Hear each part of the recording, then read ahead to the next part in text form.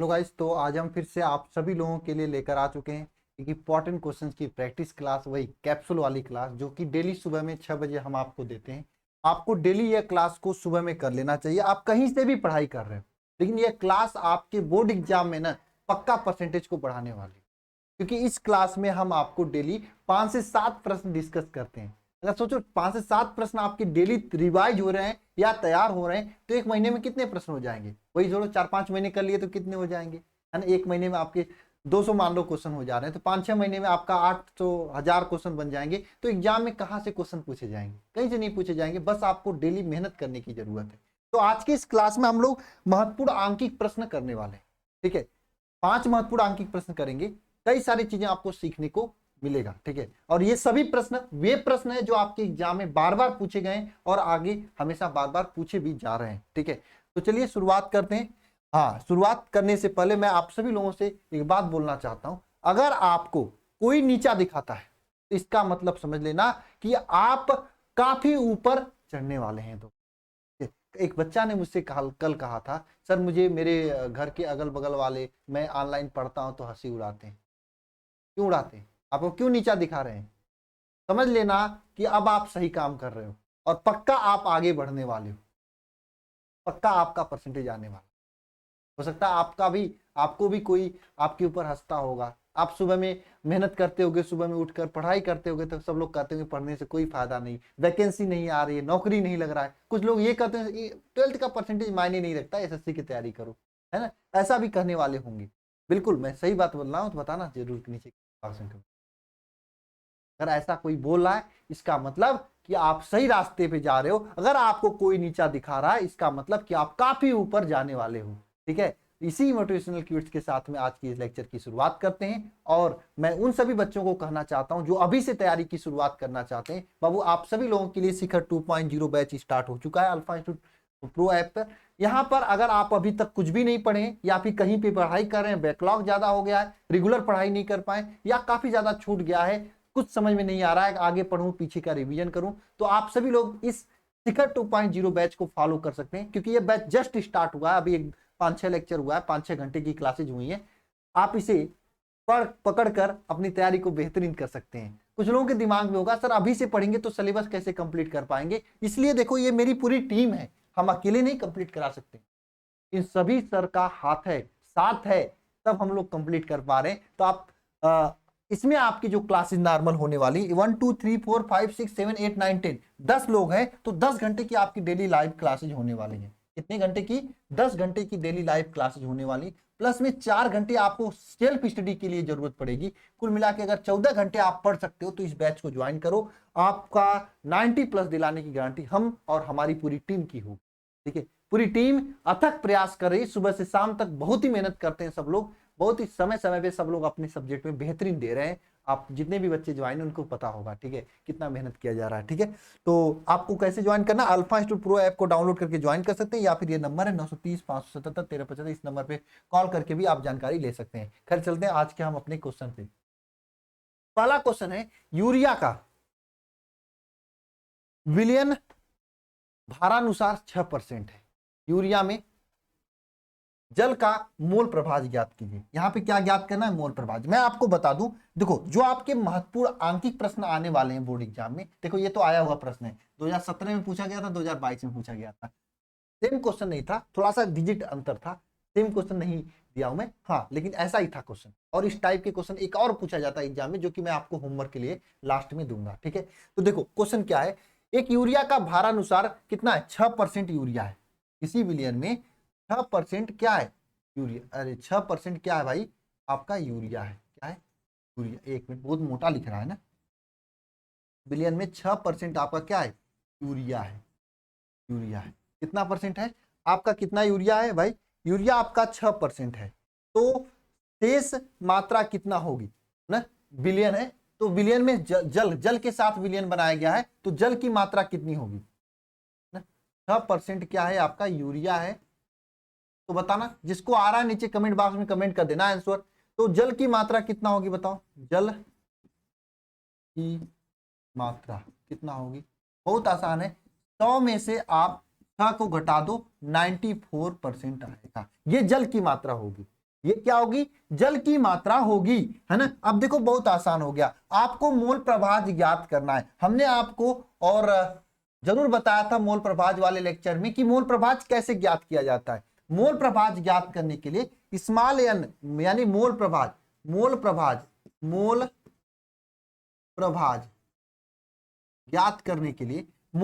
ज्ञात करने के लिए हम लोग क्या करते हैं, जिसका मोल प्रभाज ज्ञात करना होता उसके मोल ऊपर रखते हैं बटे यानी ए अपान Na प्लस NB करते थे। यहाँ पे ये क्या है आपका, मान लो ए आपका यूरिया है, बी आपका जल है, ठीक है। तो Na ज्ञात करो आप सभी लोग, ठीक है, यानी यूरिया का मोल ज्ञात करो। कैसे ज्ञात करोगी, यूरिया का द्रव्यमान कितना है 6 ग्राम है और यूरिया का अणुभार कितना है 60 है। तो यहां से ये कट जाएगा, 1/10 आपका यूरिया का मोल आ जाएगा। कितना आ जाएगा यूरिया का मोल, 1/10। इसको हम लोग लिख सकते हैं 0.1 लिख सकते हैं, यूरिया का यह मोल आ जाएगा। आगे की बात करें तो देखो NB का वैल्यू क्या हो जाएगा। देखो जल का अणुभार की बात करें तो आपको पता है जल H2O से मिलकर बनता है। जल किससे मिलकर बनता है, H2O से मिलकर बनता है। और H2O में क्या क्या होता है, 2 गुणे 1 हाइड्रोजन होता है प्लस 16 ऑक्सीजन होता है, कुल मिला के 18 होता है अणुभार।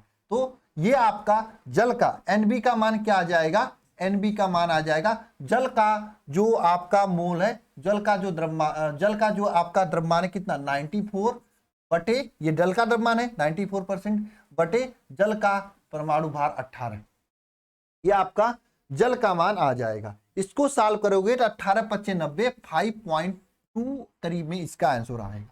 अब आपको अगर यूरिया का मोल ज्ञात करना है, बहुत आसान हो गया, यूरिया का मोल ज्ञात करना है तो क्या करो, यूरिया का मोल प्रभाज ज्ञात करना है ना, प्रभाज ज्ञात करना है तो क्या करोगे, सिंपल काम है, यूरिया का मोल ऊपर रखोगे 0.1 और सबका मोल नीचे रख दोगे, किसका 5.2 और 0.1, ये दोनों नीचे रखोगे तो यहाँ पाएगा 0.1 अपान 5.3 आएगा। इसको लिख सकते हैं 1/53, ये आंसर है।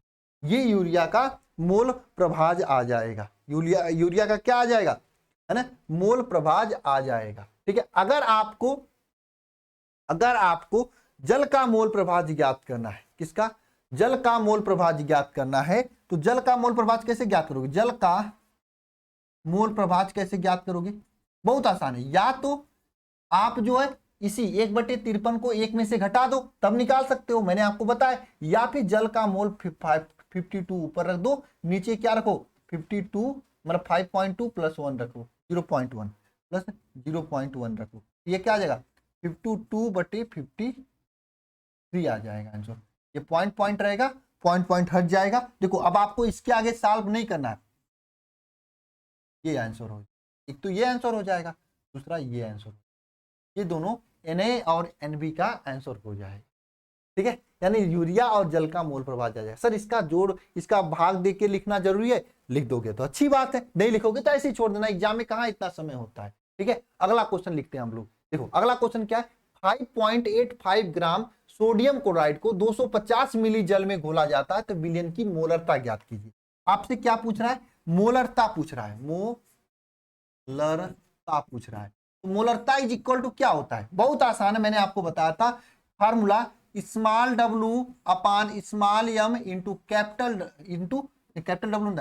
V into 1000। कब, जब ये बिलियन का आयतन मिली में दिया होता है तब के लिए, यहाँ पे मिली में दिया है, ml में दिया है, तो ml में दिया इसलिए यहाँ पे 250 हो जाएगा, ठीक है। मतलब यहाँ पे कितने ml में दिया है इसलिए यहाँ पर क्या हो जाएगा 1000 का गुणा हो जाएगा। अब देखो क्वेश्चन को पढ़ोगे तो स्मॉल w का वैल्यू क्या है, स्मॉल w का वैल्यू 5.85 है, ठीक है, कितना ग्राम, और v का वैल्यू कितना भाई, v का वैल्यू कितना है बताओ, 250 मिली है, 250 ml है, ठीक है, दो चीजें हो गई, ठीक है। जल में घोला जाता है तो मोलरता ज्ञात करना है, किसको, सोडियम क्लोराइड को, NaCl को घोला जा रहा है, NaCl को का हम लोग क्या करेंगे, NaCl का अणुभार ज्ञात करेंगे, अणुभार,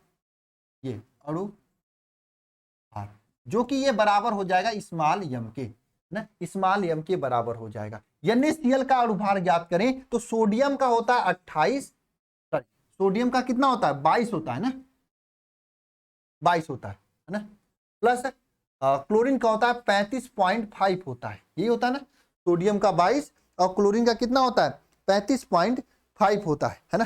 तो इसको नहीं 22 नहीं 23 होता है सोडियम का, हाँ जी 23 होता है, आप लोग सही कमेंट कर रहे हो, 23 होता है, 23 होता है भाई, 23 होता है, ठीक है। इसको जोड़ोगे तो कितना आ जाएगा, कितना आ जाएगा भाई, इसको जोड़ोगे तो कितना आ जाएगा, देखो 0.5 5 3 8 3 2 5 58.5 ये आंसर आ जाएगा किसका, यानी स्मॉल यम का। अब इस फार्मूले में बस वैल्यू रखना है, स्मॉल डब्ल्यू का वैल्यू क्या है 55.85 है, ठीक है, और स्मॉल एम का वैल्यू क्या है 58.5 है, ठीक है, बहुत आसान है। और स्मॉल डब भी का वैल्यू कितना है इंटू 250 हो जाएगा। हर एक प्रकार के प्रश्न इस क्लास में आपके डिस्कस किए जाएंगे, इंटू 1000 हो जाएगा, बहुत आसान हो गया, अब कुछ नहीं करना है। अब देखो ये दशमलव यहाँ पे, इस दशमलव को आगे बढ़ाने के लिए एक 10 से गुणा करोगे यहाँ पे, तो ये जाएगा 58.5 हो जाएगा, अपान 58.5 ही रहेगा, इंटू 100 हो जाएगा, इंटू 250 हो जाएगा, ठीक है, ये कट जाएगा इससे, ठीक है, ये इससे कट जाएगा, यहाँ पे कितना आ जाएगा बताओ आंसर 10/25, इसका आंसर कितना आएगा 0.4 म्यूम आएगा, इतना मोलरता आ जाएगी आपकी। तो इस तरीके से आपको मोलरता वाले क्वेश्चंस लगाने हैं। मैं मोलरता का प्रैक्टिस करा देता हूं, एक और क्वेश्चन मोलरता का मैं लेकर आया हूं।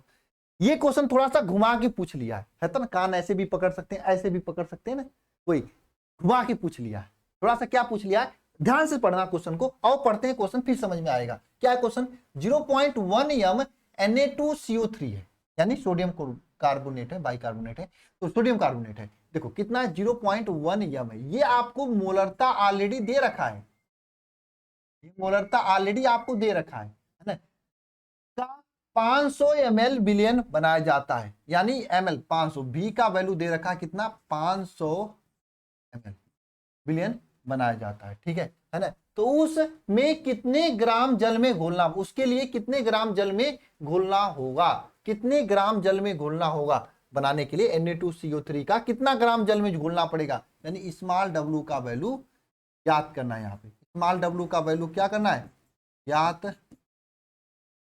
करना है, स्मॉल w का वैल्यू ज्ञात करना है, स्मॉल w का वैल्यू ज्ञात करना है, ठीक है। और स्मॉल m का वैल्यू क्या हो जाएगा, Na2CO3 का अणु भार हो जाएगा, अणु भार हो जाएगा, Na2CO3 का स्मॉल w का वैल्यू क्या हो जाएगा, Na2CO3 का क्या हो जाएगा अणु भार हो जाएगा, Na2CO3 का अणु भार। देखो अब मैं निकाल के यहाँ पे नहीं दिखाऊंगा, सीधी सी बात, निकालोगे तो 106 आता है, कैसे करना है कुछ नहीं करना, मैं आपको करके गुड़ा मैं कर ही देता हूँ। चलो देखो 23 होता है सोडियम का, 2 सोडियम है 2 × 23 हो जाएगा, प्लस करेंगे 12 होता है कार्बन का, प्लस करेंगे 16 × 3 करोगे ऑक्सीजन का, 16 × 48, 23 दूनी 46 प्लस 12, 48 प्लस 46 प्लस 12, इसको जब जोड़ोगे तो 48 2 50 10 60 40 100 106 आएगा आपका, 106 आएगा। अब देखो मोलरता का फार्मूला क्या होता है, मोलरता capital M is equal to small w upon small m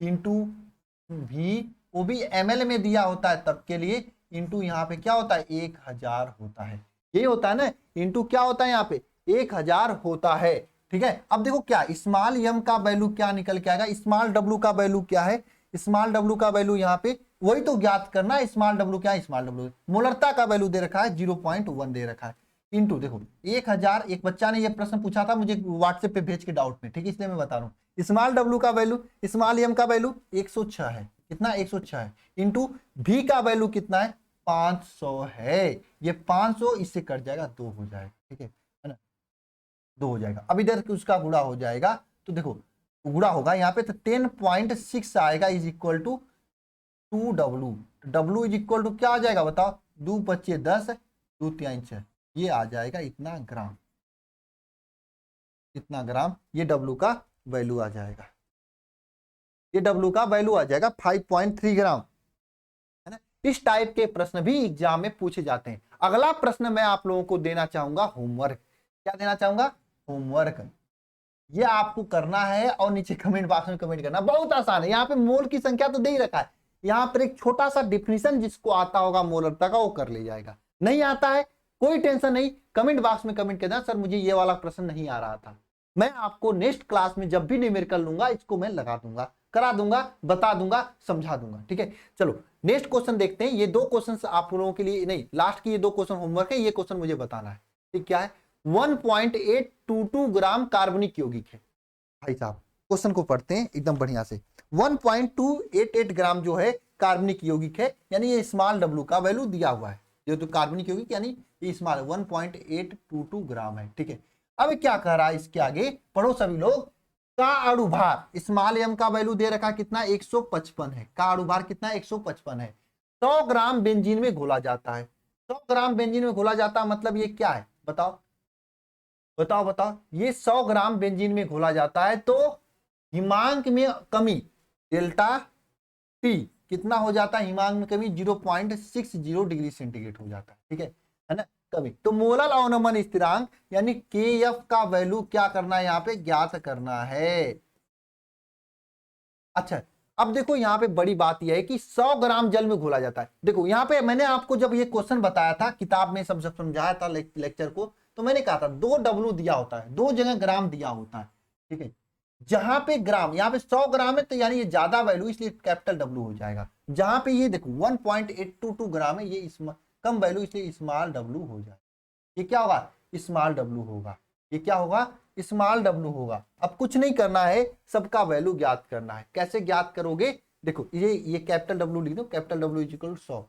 अब आपको पता होना चाहिए, क्या पता होना चाहिए कि कैपिटल डब्ल्यू इज इक्वल, अरे कि KF is equal to formula होता है, जो कि मैंने आपको बताया भी था और आपको याद भी होना चाहिए। क्या है ना, नहीं केएफ नहीं, small M is equal to formula मैंने आपको बताया था।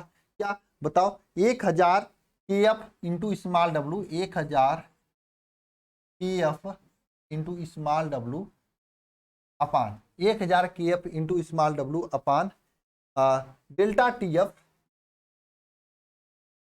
Into delta TF into capital W. ये मैंने आपको फार्मूला बताया था।